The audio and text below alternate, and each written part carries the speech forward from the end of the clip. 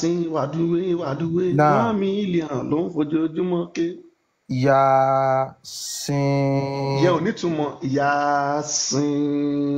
Yasin. Okay, ó nítumọ̀ Yasin. Okay. the Quran rich in wisdom. Ní Kùránì wọ́n ní ó kún nípa ìmọ̀. You, O prophet, are truly one of the messengers Ìwọ Muhammadu lóòótọ́ ló jẹ́ kan náà wọn òjíṣẹ́ o. upon the straight path. Nípa ọ̀nà tòótọ́. This is a revelation from the Almighty, most merciful. Èyí ni ìṣípayá tí ó wá látọ̀dọ̀ Allah tó láàánú jù. So that you may warn a people whose forefathers were not warned, Wàá lè kìlọ̀ fún àwọn èèyàn tí bàbá wọn tí wọ́n gba ìkìlọ̀. and so are heedless. A lè jẹ́ kó gbọ́. Àwọn ní àfọnúfọ́ra sì ni wọ́n. The decree of torment has already been justified against most of them. Nípa ìjìyà ìdájọ́ ti kọjá fún ọ̀pọ̀lọpọ̀ wọn. For they will never believe. Torí wọn ò ní gbàgbọ́. It is as if we have put shackles around their necks, Ó dàbí ìgbà láti gbé ṣẹ̀kẹ̀ṣẹ̀kẹ̀ sí wọn lọ́rùn. upon their chins, Nípa ti ẹ̀wọ̀n ojúkun wọn. so their heads are forced up. Orí wọn ó ti dọ̀tá. Yóò dẹ̀ ti kú dẹ̀. Orí wọn ti wà lókè, Olúwa. And have placed a barrier before them, Wọ́n ní wọ́n ti ṣáà da bàríà sí wọn lágbádá. and a barrier behind them, Wọ́n ṣáà ti fi ìdíwọ́ náà sí wọn lágbègbè. and cover them all up, so they fail to see the truth. Wọ́n ti bò wọ́n kọ́ ṣìnà kọ́ lè má róòótọ́. It is the same whether you want them or not. Bákan náà ni ebi yóò kìlọ̀ fún wọn àbó kìlọ̀ fún wọn. They will never believe. Wọn ò ní gbàgbọ́. You can only warn those who follow the reminder Ó kàn lè ṣìkìlọ̀ fún àwọn tí wọ́n rántí nípa ìrántí. and are in awe of the most compassionate without seeing him. Àti àwọn tó gbọ́ràn láì rí. So give them good news of forgiveness and honorable reward. Fún wọn ní ìròyìn rere àti ìdáríjì àti iyì. It Àmì is iyì ẹ̀yẹ. certainly we who resurrect the dead Ó ní dájúdájú àwọn ni àwọn táwọn máa ń jí òkú dìde. and write what they send forth Táwọn dẹ̀ kọ nǹkan tí wọ́n rán wọn. and what they leave behind. Àti nǹkan tí wọ́n fi lẹ̀ sẹ́yìn. Everything is listed by us in a perfect record. Gbogbo ẹ̀ ni àwọn ti kọ sí àkọọ́lẹ̀ ló wà lákọọ́lẹ̀. Give them an example, O prophet. Fún wọn ní àpẹẹrẹ ìwọ Muhammadu. O prophet of people, of the people resident of town. Nípa àwọn èèyàn tí wọ́n ń gbé ní agbègbè ìlú. When the messengers came to them. Nígbà tí iṣẹ́ ìránṣẹ́ ìdọ́dọ̀ Ibi wọn. ìsìn àwọn ará Mẹ́kà náà ń bá wí kò kàn anyway. We sent them 2 messengers, A rán òjíṣẹ́ méjì sí wọn. but they rejected both. Wọ́n kọ òjíṣẹ́ méjèèjì náà. So we reinforced the 2 with a third. A tún rán ẹ̀kejì dé orí ẹ̀kẹta sí wọn. And they declared, Tí wọ́n fi gbà. we have indeed been sent to you as a messengers. A ti rán wọn sí ẹ gẹ́gẹ́ bí òjíṣẹ́. The people replied, Àwọn èèyàn fèsì pé. you are only humans like us, Èèyàn bíi tiwa ló jẹ́ ìwọ Muhammadu. and the most compassionate has not revealed anything. Àwọn tó jòótọ́ wọn dẹ̀ tí ìfihàn kan hàn sí wa. You are simply lying. Irọ́ ló kàn ń pa fún wa. The messengers responded, Muhammadu fún wọn lésì pé. our Lord knows that we have truly been sent to you, Muhammadu ní Allah mọ̀ lóòótọ́ pé wọ́n rán òun sí yín ni. and our duty is only to deliver the message clearly. Ó níṣẹ́ òun dẹ̀ ní kóun jíṣẹ́ tó wọ́n fi rán òun fún yín The dáadáa. people replied, Àwọn èèyàn fèsì pé. we definitely see you as a bad omen for us. Wọ́n náà wọ́n rí Muhammadu bíi àpẹẹrẹ burúkú. If you do not desist, Tí ò bá dẹ̀yìn lẹ́yìn wa we wọ will Muhammadu. certainly stone you to death, A máa lẹ̀ ẹ́ lóko pa màá ni. and you will be touched with a painful punishment from A máa us. fi ìjìyà burúkú kàn ẹ́. The messenger said, Muhammadu wípé. Your bad omen lies within yourselves. Muhammadu sọ fún wọn pé aburú yín wà pẹ̀lú yín, ó ń gbénu yín. Are you saying this because you are reminded of the truth? Ṣé ẹ̀ ń sọ eléyìí nítorí pé mo rán yín létí òótọ́? In fact, you are a transgressing people. Bóun ṣe rí yín yìí, ẹ ti ń kọjá àyè yín, ẹ̀yin tẹ́ máa ń bínú sódì ni. Then from the farthest end of the city, Láti ibi igun ìgbẹ̀yìn ìlú, a man came ọkùnrin kan wá rushing. tó ń súré tètè bọ̀. He advised, Ó gbà wọ́n nímọ̀ràn. "Oh, my people, Ẹ̀yin èèyàn mi, follow the messengers. ẹ tẹ̀lé òjíṣẹ́. Follow those who ask no reward of you Ẹ tẹ̀lé òjíṣẹ́ tí ò béèrè lọ́wọ́ yín pé kí ni ẹ máa fún un. and are rightly guided. Tó dẹ̀ bó máa tọ́ yín sọ́nà òtòtò And òdodo. why should I not worship the one who has originated me? Kí ló dé tí àwọn ò ní sin ẹni tó jẹ́ pòun ló dá àwọn lóòótọ́? And to whom you will be returned? Àti òun tó jẹ́ pọ̀dọ̀ ló máa padà sí. How could I take beside him other gods Kí ló dé táwọn máa mú nǹkan míì mọ́ sẹ́gbẹ̀ẹ́ Allah whose intersection would not be of any benefit to me? tí kò jẹ́ pé wọn ò ní èrè kankan láti ibẹ̀? Nor could they save me Ṣé if wọ́n the lè most compassionate ṣé wọ́n lè intended gba to òun have ṣé wọ́n me. lè gba òun àbí wọ́n lè ṣòun láburú? Indeed, I would then be clearly astray. Tó dẹ̀ jẹ́ pé ó máa kàn ṣì wọ́n lọ́nà ni. I do believe in your Lord, Òun gbàgbọ́ nínú Allah. so listen to me. Ẹ gbọ́ràn sí mi lẹ́nu. But they unlived him. Wọ́n dẹ̀ pa á. Then he was told by the angels, Ó sọ fún pé àwọn màláíkà ló sọ fún. enter paradise. Ẹ wọnú àlùjọ náà. He said, Ó wí pé if only my people knew tó bá jẹ́ pé àwọn èèyàn òun mọ̀ ni of how my Lord has forgiven me bí Allah ṣe dáríjì òun and made me one of the honorable. tó dẹ̀ ṣòun nìkan nú àwọn ẹni We ẹ̀yẹ. did not send any soldiers from the heavens against his people after his death, A rán ológun kan sí yín o láti ọ̀run lẹ́yìn ìgbà tí ó kú tán. nor did we need to. Ṣé ó yẹ ká rán ni? And it took was one mighty blast. Ó They kàn were ná wa ní extinguished nǹkan at ẹyẹ kan once. láti jẹ́ kẹ́ ẹ laná gbà o. Oh, pity such beings. Ó ṣe mí láàánú fẹ̀yìn ọmọ ènìyàn. No messenger ever came to them without being mocked. Kò sí òjíṣẹ́ tó wá bá yín tí ẹ fi ṣe yẹ̀yẹ́ o. Have the deniers not considered how many people you destroyed before them? Ẹ̀yin aláìnígbàgbọ́ ṣé ẹ ti gbàgbé èèyàn tí wọ́n parun tó di pó kàn yín ni, Who never came back to life again? tí wọ́n padà wá sáyé mọ́. Yet they will be brought before us. Tó dẹ̀ jẹ́ pé wọ́n máa kó wọn wá sọ́dọ̀ wa. There is a sign for them in the dead hearts. Àpẹẹrẹ wà fún wọn o, àwọn òkú nínú ayé. We give it life, Tá a máa fún ní ẹ̀mí. producing grain from it for them to eat. Tá a máa fún wọn ní nǹkan tí wọ́n máa jẹ ohun ọ̀gbìn. And we have placed it in the garden of palm trees and grapevines, Tí a dẹ̀ ti fi wọ́n sínú ọgbà tó máa ní èso igi ọ̀pẹ. and caused spring to gush forth in it. Èèyàn kan ní ẹlànà gbàgbọ́. Okay, ó lànà gbà ọ́ ibi láti ní kò ná wọn ní nǹkan kan láti gbiná lẹ́ẹ̀kan náà. So that they may eat from its fruit. Nǹkan tó ń kà l'Arabic nìyẹn.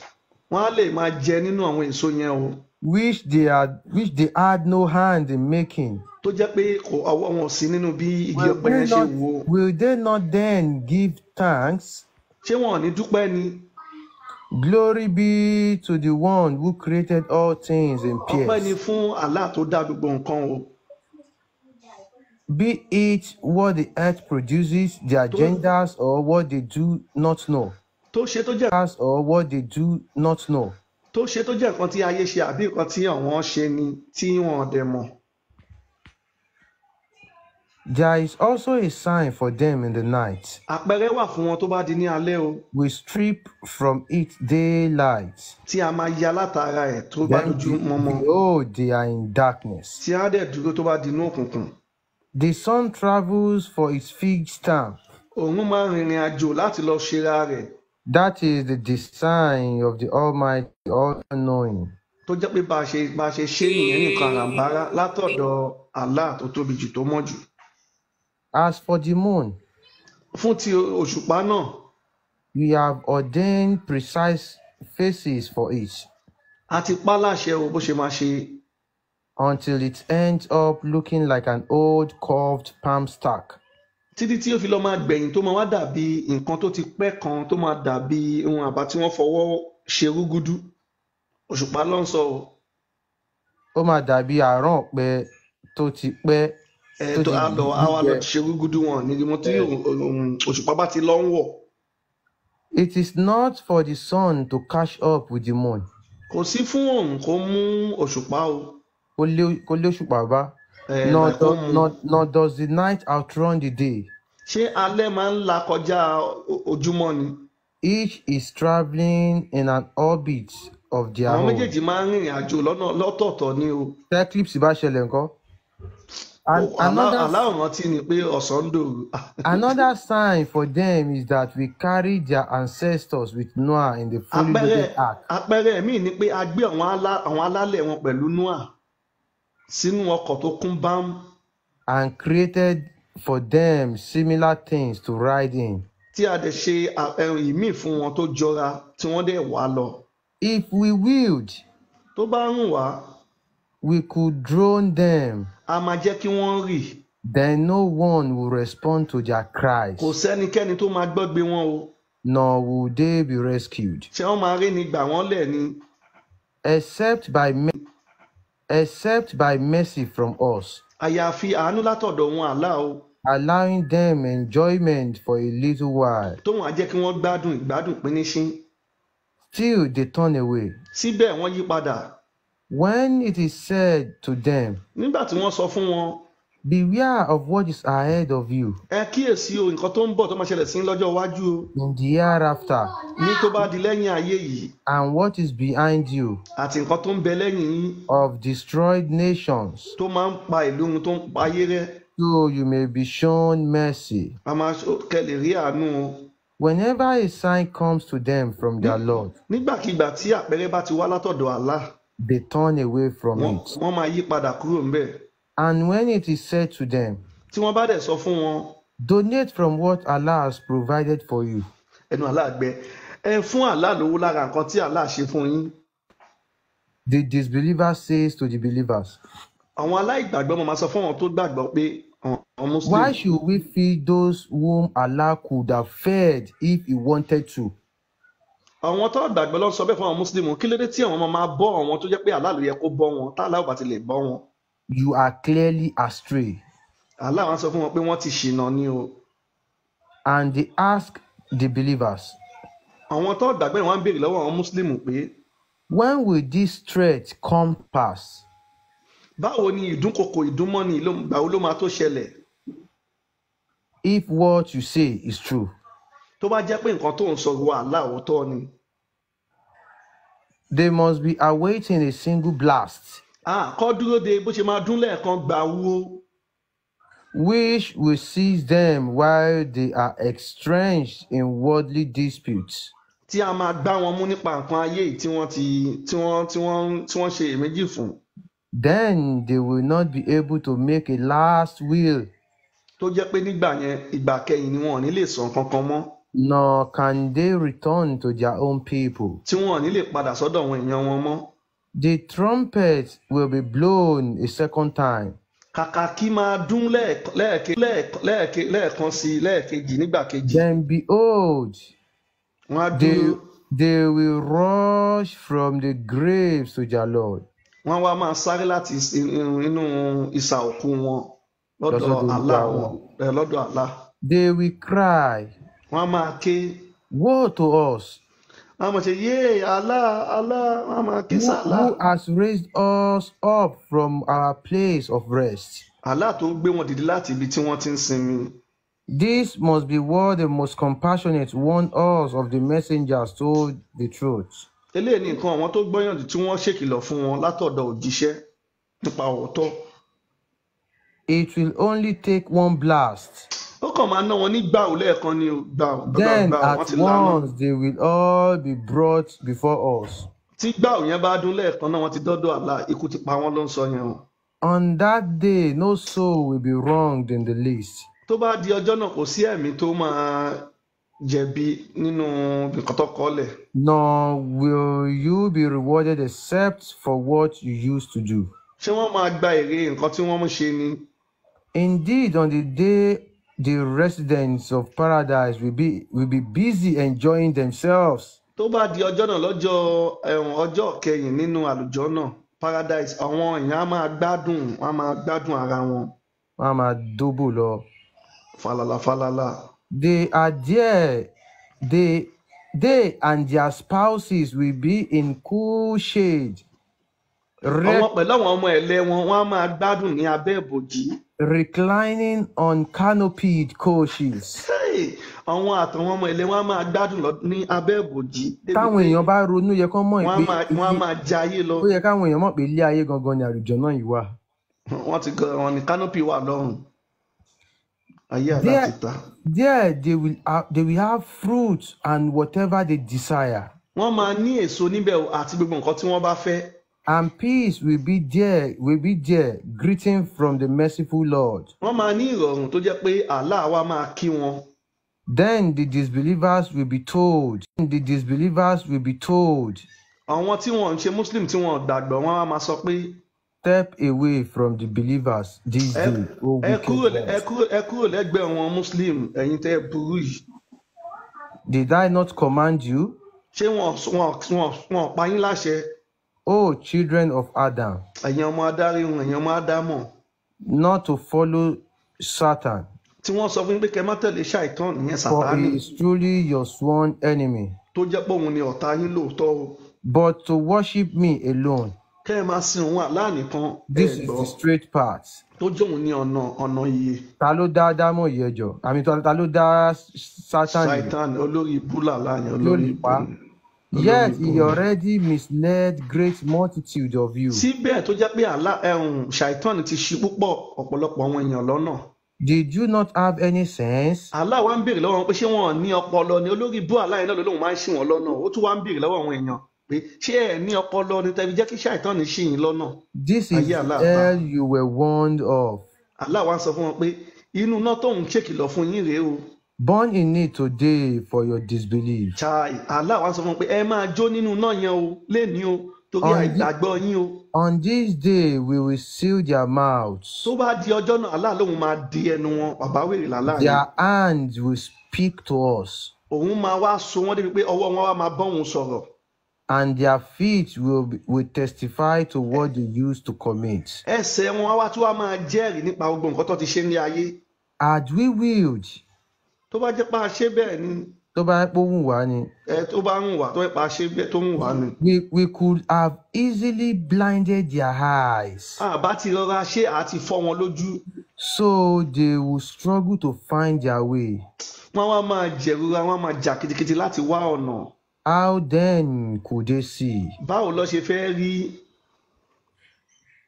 And had we willed. Tó bá jẹ́ pé ó ràn wọ́n ni. We could have transfigured them on the spot. Àwọn ò bá ti kó wọn láti ibi tí wọ́n wà yẹn. So they could neither progress forward nor turn backward. Wọn ò ní lè ráyè bí àwọn á lọ síwájú ní àbí kó lọ sẹ́yìn. And whoever we grant a long life.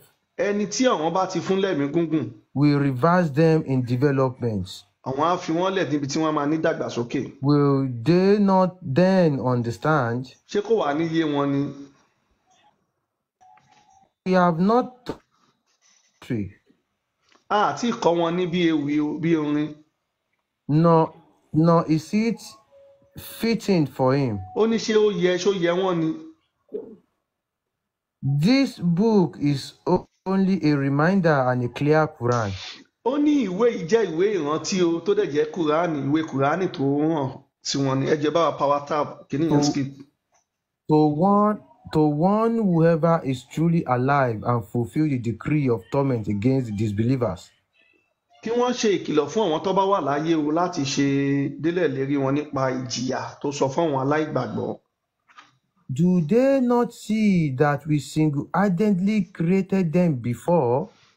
I mean, ṣé wọn ò rí pé created for them ṣé wọn ò rí pé wọ́n farabalẹ̀ dá wọn lẹ́yọ ni among other things, láàrin gbogbo nǹkan cattle which are under their control, bí àwọn bíi nǹkan ọ̀sìn tí wọ́n wà ní abẹ́ wọn. and we have subjected these animals to them, tó jẹ́ pé a ti ṣe wọ́n pé àwọn ló máa jẹ́ olórí àwọn ẹranko yẹn. so they may ride some and eat others, wọ́n á lè máa gùn lára àwọn ẹran yẹn, wọ́n á dẹ̀ máa jẹ wọn míì nínú wọn. and they derive from them other benefits and drinks. tí wọ́n á lè máa jẹ àwọn èrè lára wọn nínú bí àwọn amúni àbí fún àǹfààní Will mi. they not then give thanks? ṣé kò yẹ kí wọ́n dúpẹ́ ni? Still, they have taken other gods besides Allah, síbẹ̀ wọ́n tún wá lọ mú nǹkan míì sẹ́gbẹ́ àlá hoping to be helped by them. tí wọ́n ń lérò pé ó máa ṣe àǹfààní oore fún wọn.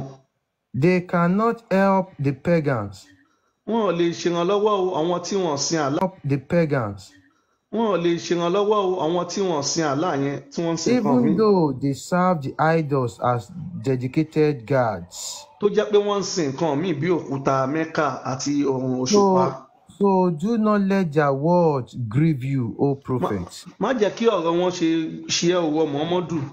Indeed, we fully know what they conceal and what they reveal. síbẹ̀ á dẹ̀ mọ̀ dáadáa o nǹkan tí wọ́n rò àti nǹkan tí wọ́n gbà. Do people not see that we have created them from a sperm drop then? ṣé àwọn èèyàn rí pé a dá wọn láti ibi àtọ̀ tó kán sí nǹkan tá à ń wí?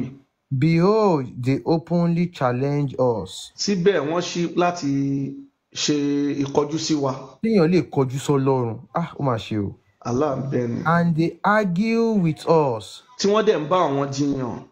forgetting they were created, saying, wọ́n gbàgbé pé àwọn dá àwọn. wọ́n wí who pé will give life to decayed bones? ta ló máa fún ìyè sí egungun tó ti gbẹ? Say, O prophet, sọ wípé ìwọ Muhammadu. they will be revived by the one who produced them from the first time. wọ́n máa ṣe ìyípadà sí wọn láti ọ̀dọ̀ ẹni tó dá wọn nígbà àkọ́kọ́. For he has perfect knowledge of every created being. torí ó ní ìmọ̀ ìjìnlẹ̀ dájúdájú nípa nǹkan àwọn èèyàn tó dá. He is the one who gives the fire from green trees. òun ni ẹni tó fi iná sínú koríko. And behold, he kindled fire from them. tó dẹ̀ yọ iná látara wọn. Can the one who created the heavens and the earth not easily resurrect these deniers? ṣé ẹni tó dá ayé ní ìrọ̀rùn àti ọ̀run ṣé kò lè dá àwọn aláìgbàgbọ́ ìpadà sí ayé ni? Yes, he can. síbẹ̀ ó lè ṣe é. For he is the master creator, all knowing. torí òun ni ọ̀gá nínú kọ́dà nǹkan òun ló mọ̀ jù. All it takes nǹkan tó na. when he wills something tó bá fẹ́ kí nǹkan ṣẹlẹ̀. to be, kó ṣẹlẹ̀. is simply to say. lórí ibo ni wọ́n jẹ́ kàkà kúlẹ̀ aláwọ̀ yẹn gan ayasin rọ́bìṣì ló wà ń bẹ̀. ẹjẹ torí Ọlọ́run ẹ ṣàánú ẹ bá ń ka ojú ètò òun ló kó bá Yasin lọ́dọ̀ mi ẹ bá ń ka. Kúlẹ̀ aláwọ̀ is better than Yasin now. kúlẹ̀ aláwọ̀ sọ́wọ́ kúlẹ̀ aláwọ̀ olórí ibu. kúlẹ̀ aláwọ̀ èrè orí burúkú òṣìwò ìtàn náà ló wà nù yẹn náà. kàtìkàtì náà ó dà pé bẹ́ẹ̀ ó yin ra ẹ̀ ni. Kúlẹ̀ Allah tẹ máa ń kà fókù. Ó ní say, O prophet, he is Allah, one and indivisible. ó ní wípé Muhammadu ẹyọ kan ni o ó dẹ̀ jẹ́ nǹkan tí a lè rí. Allah, the sustainer. Allah tí òun tẹ́ ẹ nílò. And needed by all. tó jẹ́ pé gbogbo yín lẹ nílò ẹ̀. He has never had offspring, nor was he born. kò bímọ ẹnìkan ò dẹ̀ bí. And there is none comparable to him. kò dẹ̀ sí ẹni tẹ́ ẹ lè fi wé. Ó ti délẹ̀. ẹ lè túkà lẹ́ẹ̀kan torí. ṣe pé gbogbo tó wà bẹ́ẹ̀ nìyẹn. so kí ni kàtìkàtì tó máa fi ń Túkà lẹ́ẹ̀kan sí. ẹ̀dùn ọ̀nà ṣé ìdíkúlẹ̀ ọmọ ìsinmi ṣé mo sọ fún kó ti kó bá ọ̀nà kó bá Yasin ó kó bá ẹ̀gbọ́n ẹ̀ ẹ̀gbọ́n ní Yasin. Say, O prophet, he is Allah, one sọ and pé indivisible. Muhammadu ẹyọ kan ni Allah ó dẹ̀ jẹ́ nǹkan tí wọ́n lè rí. Allah, the sustainer, needed by all. Allah tó jẹ́ olùgbà tí gbogbo yín tẹ nílò. He has never had offspring, nor was he born. kò ní ọmọ ẹnìkan ò dẹ̀ bí. and there is none comparable to him.